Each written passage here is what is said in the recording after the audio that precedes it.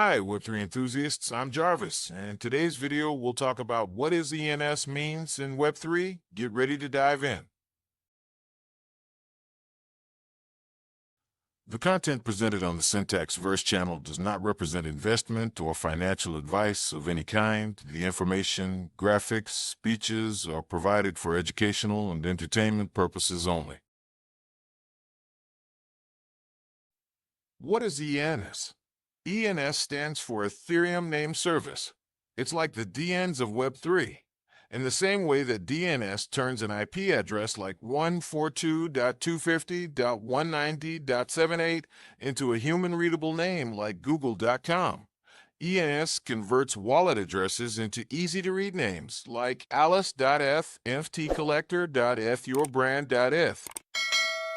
Now, instead of sending crypto to a long hex string, you can send it to a simple, memorable name. And ENS doesn't just stop at wallet addresses. It can also map names to decentralized websites, metadata profile info, social handles, and even content hashes stored on IPFs. How ENS works. ENS is a smart contract system built on Ethereum. At the core, it has two key components. Registry. This stores all ENS names and links them to their owners, and resolvers. Resolver. This translates the ENS name into actual data like a wallet address. Think of it like this. You type in vitalik.eth, ENS looks it up on chain. The resolver returns the Ethereum address tied to that name. It's fast, efficient, and doesn't rely on centralized servers. Getting your own .eth name, anyone can register an ENS name if it's available.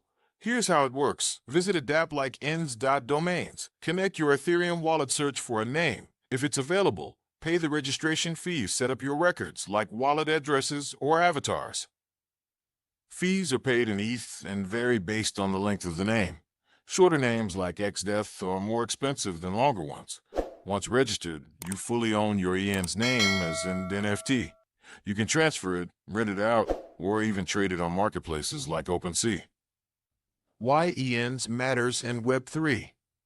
ENS is more than convenience. It's about identity in a decentralized world. Here's what makes it powerful. Human-readable wallets make crypto user-friendly universal usernames across apps and chains. Proof of ownership over your digital identity, no central authority.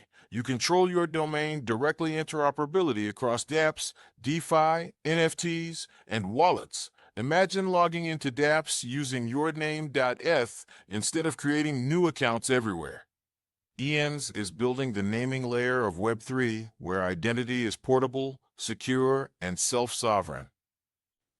ENS versus DNS. Now, let's compare ENS to the traditional internets. DNS is centralized, controlled by companies like ICANN and registrars, vulnerable to censorship or seizure, requires trust in third parties. ENS is decentralized, built on Ethereum smart contracts, immutable, and censorship-resistant, fully owned and controlled by the user. This means no government or company can take away your ENS name. It's not just a domain. It's your digital passport in Web3. What are the challenges and limitations? ENS is powerful, but it's not perfect. Some current limitations include, number 1, gas fees. Registering or updating records costs ETH. Number 2, Ethereum only. Native ENS works best on Ethereum mainnet.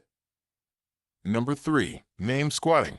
Some users buy up popular names early. Number 4, user education. Many newcomers don't know how to set it up properly.